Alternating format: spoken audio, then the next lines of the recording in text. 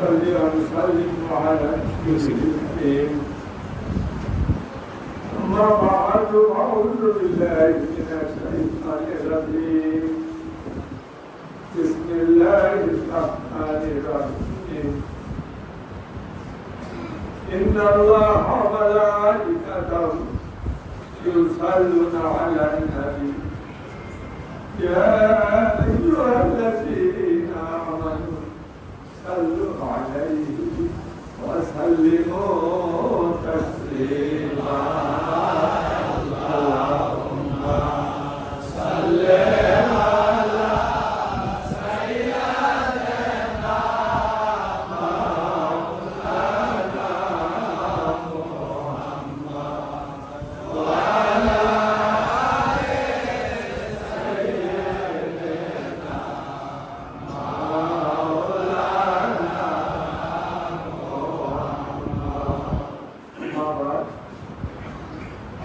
পবিত্র জুমাকে আর জুমার তো হাজুর নাসাকি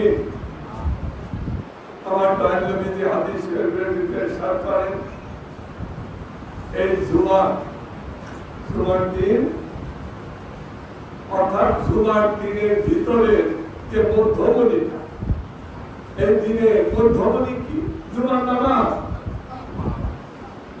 আমার নবীজি বলেন আমার উম্মতের ভিতরে যারা গরিব থাকবে কিয়ামত পর্যন্ত তারা তো হজ যেতে পারবে না ইচ্ছা থাকা সত্ত্বেও তাদের যদি টাকা থাকতো যেত তারা হজের যে আধ্যাত্মিক নিরাপদ সেটা লাভ করত হজের যে ফায়দা সেটা হাসিল করত কিন্তু তাদের সামর্থ্যের বাইরে 5-10 লাখ টাকা খরচ করে হজে যাওয়া সম্ভব নয় এর জন্য আমার নবীজি বলে তারা তো হজ যেতে পারবে না কিন্তু হজের যে আধ্যাত্মিক ফায়দা সেটা থেকে তারা যাতে বঞ্চিত না হয় এই জন্য আমার দয়াল নবীজি এই বিধানটা জারি করে দিয়ে গেলেন জারি করে দিলেন এই বিধান এটা শরীয়তের বিধান হয়ে গেল হুজুর পাক সাল্লাল্লাহু আলাইহি সাল্লাম পবিত্র জবান থেকে বললেন ওইটা আল্লাহর আইনের পরিণত হয়ে গেল কিয়ামত পর্যন্ত ওইটা ইসলামের বিধান মুদ্রায় থাকবে এর কোনো পরিবর্তন নাই আমার নবীজি বলেন আমার উম্মতের ভিতরে কিয়ামত পর্যন্ত যারা এই জুমার নামাজটা আদায় করবে তারা গরিব হতে পারবে ঠিক আছে কিন্তু জুমার নামাজ আদায় করতে পারবে তাদের মহল্লার যে জামে মসজিদ সে মসজিদে গিয়ে নামাজ আদায় করবে তাহলে কি হবে যদি তারা সেই নামাজটা সঠিকভাবে আদায় করছে না শর্ত দেওয়া আছে শর্তযুক্ত নয় যে তুমি যেন তেন ভাবে নামাজ পড়লে আর তোমার ওই নামাজটা আল্লাহ হজ হিসাবে কবুল করে নিয়ে গেল তা নয় তোমাকে সঠিকভাবে আদায় করতে হবে এই সঠিকভাবে আদায় করার শিক্ষাটা আল্লাহ প্রয়োজন নেয়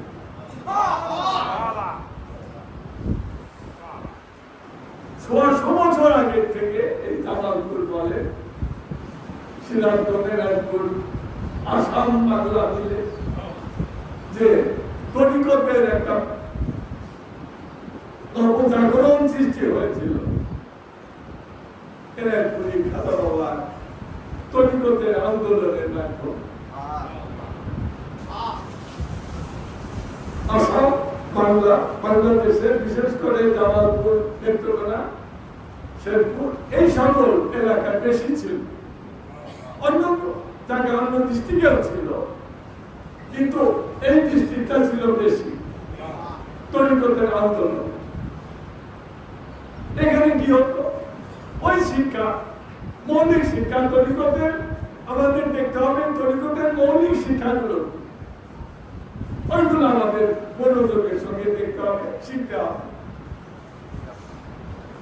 তরিকতের মূল শিক্ষা হচ্ছে যে তুমি যে ইবাদত বন্দেগী করো কি জন্য করো আমাদের ইবাদত বন্দেগী করার উদ্দেশ্য হচ্ছে আল্লাহর নৈকট্য লাভ করা। উদ্দেশ্য এটা যে আমরা আল্লাহ থেকে দূরে পড়ে গেছি, বিভিন্ন কারণে আল্লাহ থেকে অনেক দূরে পড়ে গেছে। যদিও আল্লাহ তোমাদের প্রত্যেক মানুষের কর্মের ভিতরে তার ধন তৈরি করে রেখেছে, আমাদের প্রত্যেকে সে মানুষ যদি হয়ে থাকে, প্রত্যেক মানুষ সে মুমিন হোক বা কাফের হোক, মুমিন হোক বা মুনাফিক হোক, মুমিন হোক বা ফাসিক হোক, যেই হোক না কেন, আমার আল্লাহ পাক বলে, আমার নবী বলে, প্রত্যেক মানুষের বুকের ভিতরে আল্লাহ পাক তার ঘর তৈরি করে রেখেছে, ঘর তৈরি করে রেখেছে। আমার নবীজি হাদিস শরীফের ভিতরে বলেন, কুলুল ইনসানি বাইতুর রহমান। রহমান শব্দের অর্থ কি? দয়াময়। আল্লাহ পাকের একটা সেবতী নাম। আমরা যখন কোরআন শরীফে খুলে তেলাওয়াত করার জন্য খুলি, সর্বপ্রথম যে আয়াতটা দেখি, যদিও সূরা ফাতিহা, ফাতিহা শব্দের অর্থ উদ্ঘাটিকা, যে সূরার মাধ্যমে পুরা কোরআনটাকে উদ্ঘাটন করা হয়েছে, কোরআনের দুয়ার খুলে দেওয়া হয়েছে, এই জন্য নাম রাখা হয়েছে সূরাতুল ফাতিহা। ওর মাধ্যমে উদ্ঘাটন করা হয়েছে কোরআনের দরজা। এই সূরা ফাতিহা প্রথম যে আয়াতটা, আলহামদুলিল্লাহ, আলহামদুলিল্লাহ, এটা হচ্ছে প্রথম আয়াত। কিন্তু কোরআন খোলার সাথে সাথে আমরা দেখি যে প্রথমে ওই সূরা ফাতিহা উপরে লেখা হয়েছে বিসমিল্লাহির রহমানির রহিম। এটা কিন্তু কোরআনেরই একটা, কোরআনেরই একটা প্রথমে লেখা 114টা সূরা, 114টার 113টার বা 19 সূরা বিসমিল্লাহির রহমানির রহিম। সূরা তাওবার ভিতরে নাই, সূরা তাওবার ভিতরে নাই। এছাড়া সমস্ত কোরআন ব্যাপী প্রত্যেকটা আয়াত, প্রত্যেকটা সূরার প্রারম্ভে বিসমিল্লাহ। এই বিসমিল্লাহির রহমানির রহিমের ভিতরে আল্লাহ পাকের 99টা নাম। আল্লাহ 99 নামের অন্য কোন নাম নিয়ে আল্লাহ পাক এই বিসমিল্লাহির রহমানির রহিমের ভিতরে রাখেন নাই। শুধু রেখেছেন 2টা নাম, সেপতি নাম, আর একটা হচ্ছে জাতি নাম।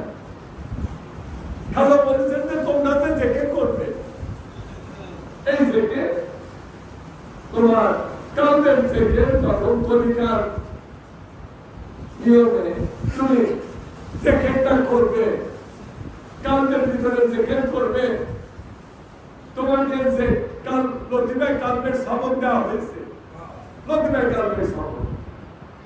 আমরা যারা বেশি জমা করবো, খালার পবিত্র শাহাদাত আঙ্গুলের ছোঁয়া আমাদের কালবে লাগে নাই। অনেক আমরা দেখেছেন বুকের বাম দিকে কামড় করলো, বুকের বাম দিকে দেখিয়ে দিয়েছে বাবা এটা হচ্ছে লতিফায়ে কাল। শোনেন নি আপনারা, এটা লতিফায়ে কাল, মানব দেহের ভিতরে আল্লাহর ঘর। দেখেন কত কত রহস্যপূর্ণ একটা ব্যাপার। আমার দেহের ভিতরে আল্লাহর ঘর, আর সেই ঘরটা আল্লাহ পাক এটা বলেন নাই, আমার নবী এটা বলেন নাই যে কুলুল ইনসানি বাইতুল্লাহ, এটা তো বলতে আল্লাহ মানুষের কালবের কালপটা বুকের বাম দিকে, ওটা হচ্ছে আল্লাহর ঘর না বলে বলা হচ্ছে কি ওটা হচ্ছে রহমানের ঘর, বাইতুর রহমান। রহমান শব্দের অর্থ কি? দয়াময়। আল্লাহ দরুন আছে, দাতা, আল্লাহ শাস্তি দেবে, কোনো দয়া করবেন না। যখন শাস্তি দেওয়া শুরু করবে এত কান্নাকাটি, আল্লাহ সৃষ্টি করছে তাদেরকে জাহান্নামে পালানোর আগে তারা কান্নাকাটি করবে না, আল্লাহর কাছে মাফ চাবে, কিন্তু আল্লাহ তো মাফ করবেন না। কি জন্য? কাহা, আল্লাহর একটা সেবতী নাম। এখন ওই কাহার নাম তো আল্লাহ বলেন নাই যে কুলুল ইনসানি বাইতুল কাহার বলেন নাই। কাহার নাম বললে তুমি ছিল, আল্লাহ পাক বললেন যে তোমার এই কাজ তোমার ভিতরে আছে, আমার রহমানের ঘর, দয়াময়ের ঘর, এই কালবের ভিতরে তুমি বসো, এখানে গিয়ে তুমি সেজদা, এটাই তোমার প্রকৃত মসজিদ। আর এই বাইরের যে মসজিদ গুলো দেখো, এই মসজিদ গুলো কিন্তু মসজিদে মাজাজি আর মসজিদে হাঁটাটি, তোমার কালবের ভিতরে যে মসজিদ, ওইটা হচ্ছে মসজিদে হাঁটা, প্রকৃত মসজিদ। ওই মসজিদে তুমি নামাজ পড়ো, ওই মসজিদে যদি তুমি নামাজ পড়তে পারো, ওই মসজিদে যদি তুমি সেজদা দিতে পারো, তাহলে তোমার এই দুনিয়ার মসজিদে মাজাজি, এই মসজিদে যে তুমি নামাজ পড়বে, সব নামাজ তোমার কবুল হয়ে যাবে। আর ওই মসজিদে হাঁটাকি নামাজ যদি কবুল না হয়, সেজদা কবুল না হয়, তোমার দুনিয়ার মসজিদের যত নামাজ পড়বে সব নামাজে বিধা হয়ে যাবে। এই যে হচ্ছে তরিকার বলতাম। এই জন্য খেলা বলতেন যে বাবা, তোমরা তোমাদের কালকে পরিষ্কার করো। অপরিষ্কার মসজিদে, অপবিত্র মসজিদেও তো নামাজ হবে না। দুনিয়ার যে মসজিদ গুলো, এই মসজিদে যে তোমরা নামাজ পড়ো, মসজিদের ভিতরে চাই নামাজ পিছিয়ে নামাজ পড়ো, এই মসজিদে পেশার নামাজটা পড়ে গেছো, মসজিদের দরজা রাত্রে যারা মসজিদের দায়িত্বে তারা ভুলে গেছে, মসজিদের ভিতরে শিয়াল কুত্তা ঢুকছে, দুইটা হাঁটা মোটা করছে, পরের দিন ফজরের সময় তুমি আসছো, এসে মসজিদে ঢুকছো, মসজিদের ফ্লোরের ভিতরে কুত্তা শিয়াল হাঁটা মোটা করে গেছে, ওই মসজিদে নামাজ হবে? নামাজ হওয়ার পূর্ব শর্ত হচ্ছে পবিত্রতা। নামাজ হওয়ার পূর্ব শর্ত হচ্ছে পবিত্রতা। শুধু তোমার দেহ পবিত্র করলে হবে না। একবার গোসল করলে তুমি যদি গোসলের যে শর্ত ফরজগুলো ওগুলো আদায় করো, বলে তুমি গোসল করলে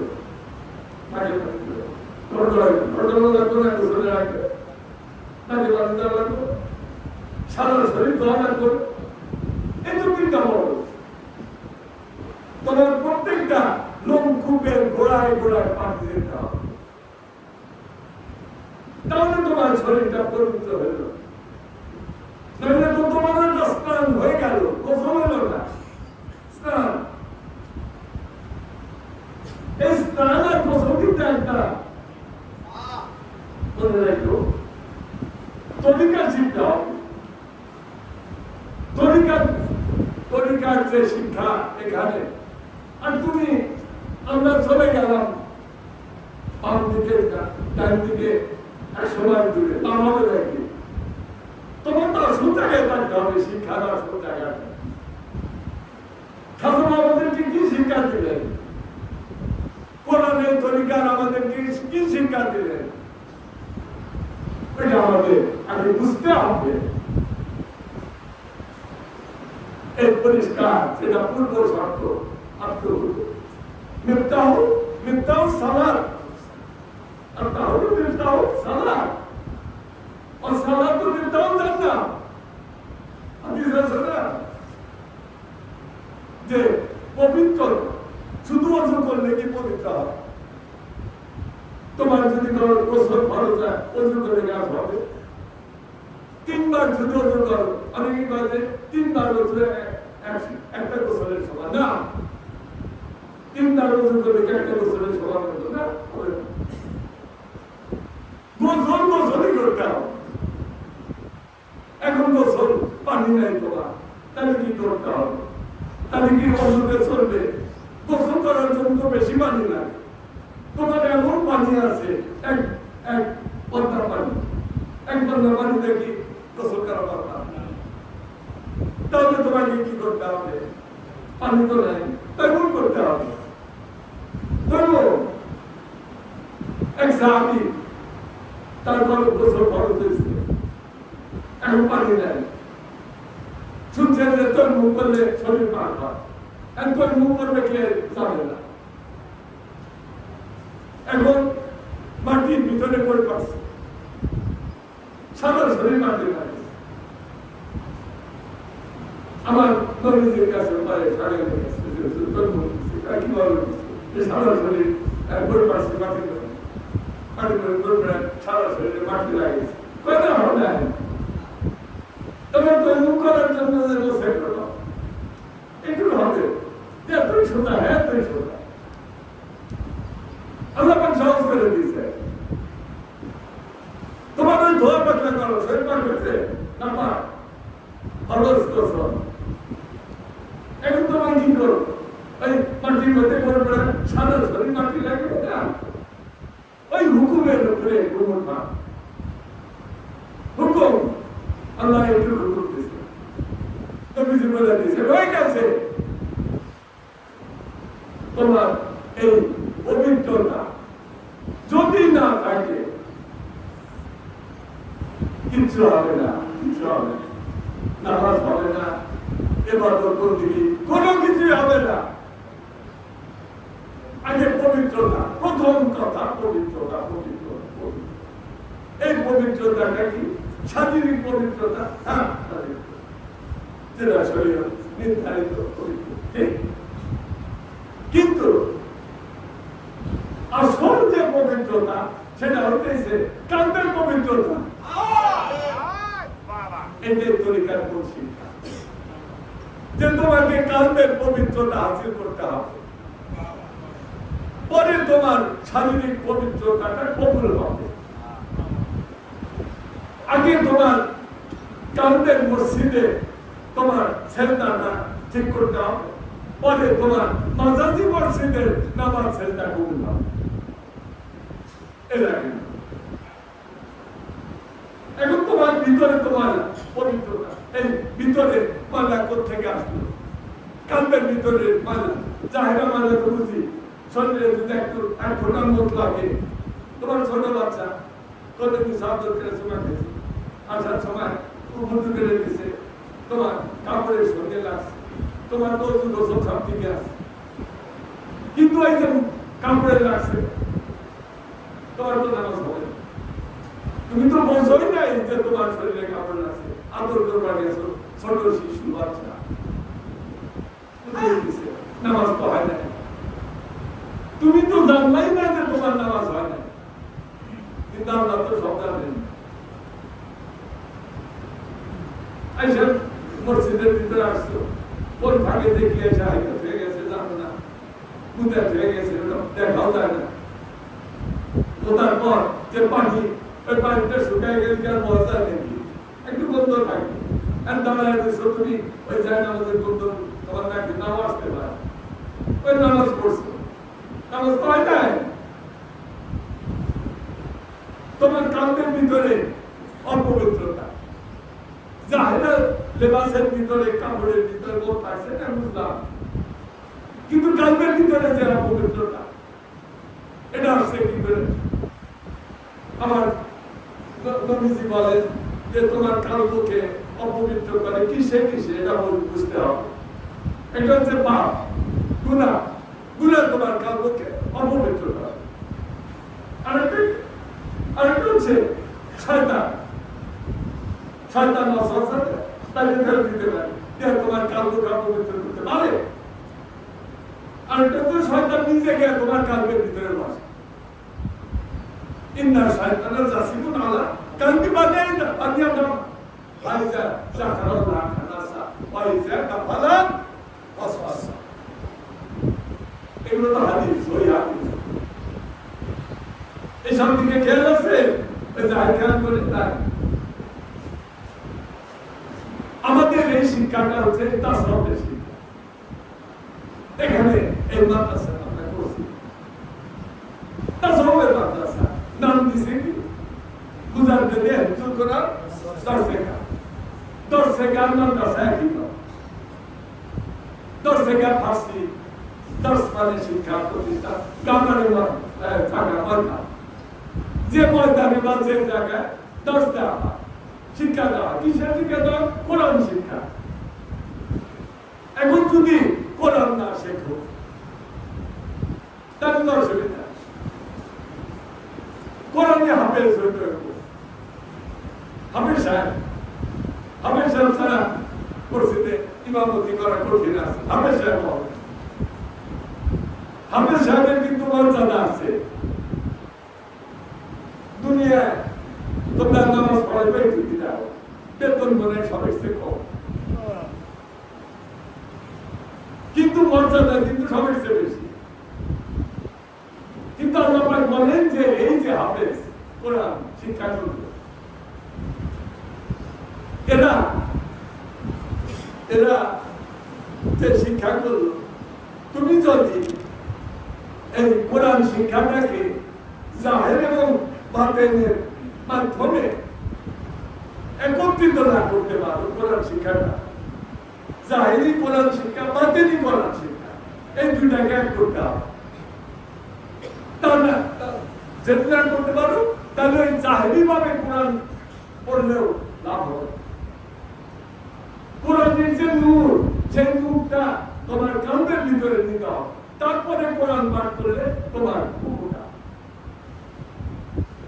এখানে ওই শিক্ষাটাই দেওয়া হবে। এখানে ছোট বাচ্চা কোরআন পড়তেছে, এদের কিন্তু কোরআন শিক্ষার পাশাপাশি তরিকতের যে ফাতিহা শরীফ, তরিকতের যে দোয়া, মিলাদ শরীফ, ওয়াহিদের একটা আছে না, অ্যালার্জি আছে না, মিলাদ শরীফ কথা শুনে অ্যালার্জি মানে কি চুলকানি আছে না? এই চুলকানিটা কোথা থেকে আসে? এই চুলকানিটা শয়তানের তরফ থেকে আসে। চুলকানি অ্যালার্জি কবিরা যদি শোনে যে মিলাদ কে আমাদের চুলকানি আসে না, এই শিক্ষাটা কিন্তু এখানে দেওয়া। এই ছোট বাচ্চা কিন্তু মিলাদ শরীফ পড়তে শিখছে। আমার তাহের খেয়াল থাকে আমাদের মাদ্রাসা থেকে পাস করে উড়াই গেছে 80 বছর। ওই মিলাদ শরীফ পারবো, মিলাদ শরীফ কেমন পারবো? আমি এটা তো 7-8 বছর আমি বলছি যে 3 বছরের মতো লাগে একটা কোরআন শিক্ষা করতে। 3 বছরের মতো। এই 3 বছরে একজন বাচ্চা যদি 6 বছরের 5 বছরের বাচ্চা 7-8 বছর,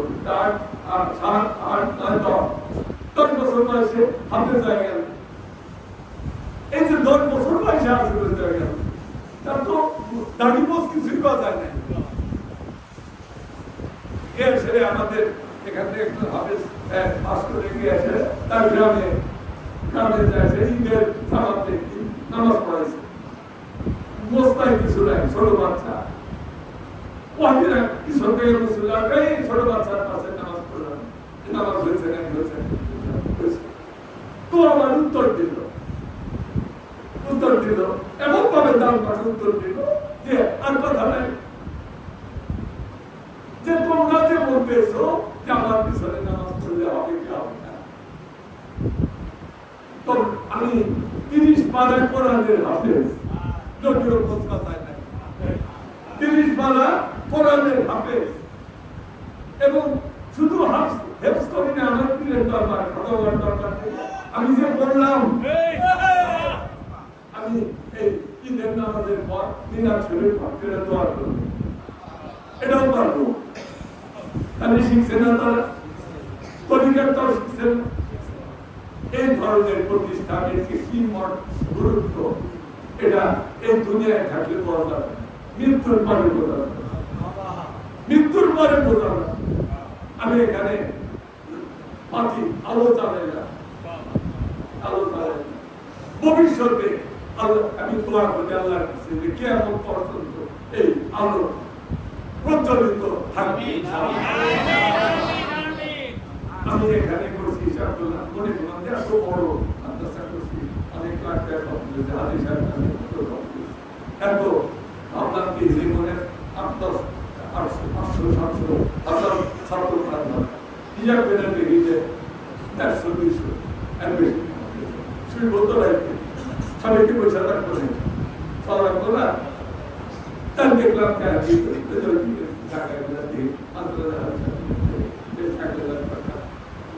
যদি হয় আমি মনের ভিতর থেকে কবি এক মরণী কবি একটা বলছিল যে কে কথা হয় যে দেখা দেয় না, কে কথা কয় আমার মনের ভিতরে, কে কথা কয় দেখা দেয়। মনের ভিতরে তো কথা আছে, তা সব করতে জানা, তাদের মনের ভিতরে কথা বলে, কেউ দেখে কেউ দেখে। যে কবি মরণী কবি বলছিল কে কথা কয় দেখা দেয়, হয়তো তাকে দেখা দেয় না, আমার যাকে দেখা দেয়। এখন ওখানে আমার একটা মনের ইচ্ছা ছিল যে আমি ওখানে 5 তলা একটা বিরাট ভবন করব, যাতে আমরা প্রায় 1000 ছাত্র পড়াইতে পারি। এগুলো মনের ইচ্ছা, আমার নিয়ম, আমার ভালো ভালো নিয়ম, যেটা আমি করি। আল্লাহ কবুল করেন, মালিক হচ্ছেন আল্লাহ। আর আমরা যদি সব আল্লাহ নবী বলছেন যে তোমরা হচ্ছ এই দুনিয়ার বুকে আল্লাহ সাক্ষী, আনতুম শুহাদা লিল্লাহি ফিল আরদ, আনতুম শুহাদা লিল্লাহি ফিল আরদ। তোমরা হচ্ছ এই দুনিয়ার বুকে আল্লাহ সাক্ষী। তোমরা এই দুনিয়ার বুকে কি? আনতুম শুহাদা লিল্লাহি ফিল আরদ। এই পৃথিবীতে তোমরা আল্লাহ সাক্ষী। তোমরা যা করবে আল্লাহ তাই কবুল করবে, সাক্ষী মাইনে নেবে। একটা হাদিস শরীফ করবে, তাই নবীজি বসে আছে সাহাবাদের জন্য, এমন সময় সামনে একটা জানাজা লাশ নিয়ে যায় গেল। সাহাবারা নবীজিকে বলেন, ইয়া রাসূলুল্লাহ, এই যে লাশ খুব ভালো ছিল, খুব ভালো ছিল, খুব ভালো, তার কাজ কাম খুব ভালো ছিল। নবীজি বললেন অজামান, অজামান, এই আবার একটু পরে আরেকটা কাপড় নিয়ে এই লোকটা খুব খারাপ ছিল, এই লোকটা খুব খারাপ ছিল। আগের জনের বক্তব্য নবীজি বলছিলেন অবদানিত হয়ে অজামান করে কি অবদানিত হয়ে গেল, অজামান তার জন্য অবদানিত হয়ে গেল। কি অবদানিত হলে তো বললেন না, উজ্জ্বল, উজ্জ্বলের ক্ষেত্রে অনেক সময় ওই উজ্জ্বলটাই রহস্য। পরে আরেকটা সাহায্যের লাশ আরেকজনের লোকে লাশ দেয়, সাহায্যের বলে লোকটা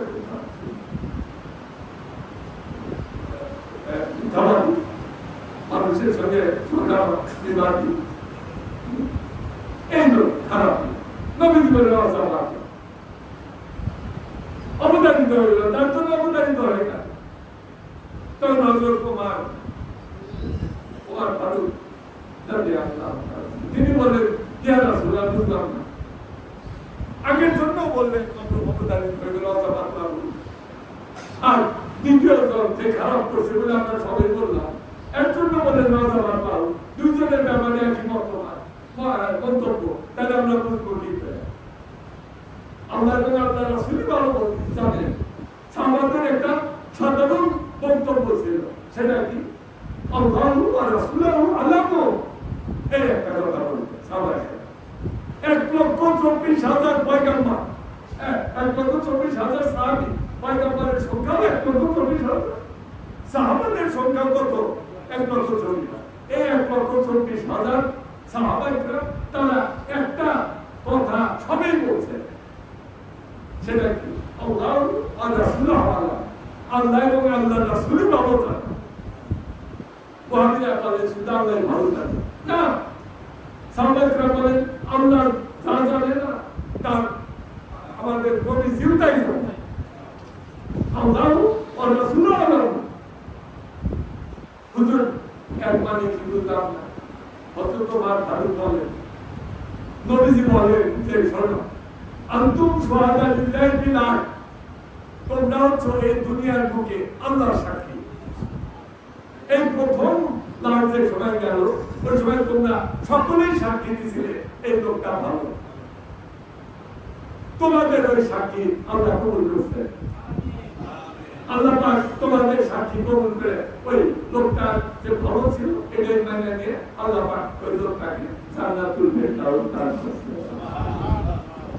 এই জন্য বলছিলাম আল্লাহ আর অবতারিত হয়ে গেল। কি অবতারিত হলো? জান্নাত অবতারিত হয়ে গেল।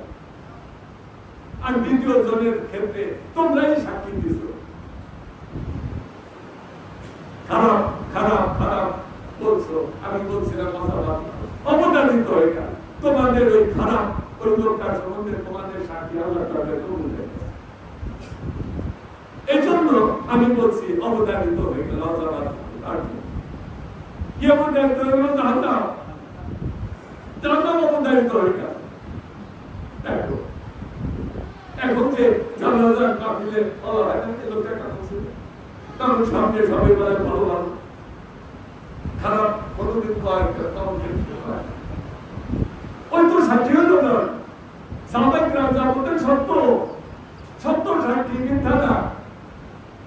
মিথ্যাকে মিথ্যা, খারাপকে কোনোদিন ভালো বলেন নাই সাহাবায়ে। ভালোকে কোনোদিন খারাপ বলেন না। আমাদের এই শিক্ষা নিতে হবে। এই তরিকা আন্দোলন আমরা পাতি চালাইলাম। এখন সকলের বিনা যদি আমরা এটা আগায় দিতে চাই হবে। বড় হুজুর এই প্রথম যে গতিশীল হয়েছিলেন তখন প্রথম ভাষণে একটা কথা বলছে, কয়েকটা কথা একটা কথা বলছিলেন যে বলিদানের সঙ্গে আমাদের সম্পর্ক হয়েছে প্রেমের বিনা সুতা বাঁধন, মহব্বতের বাঁধন। এই বাঁধনটা কি পাবে? বিনা সুতা।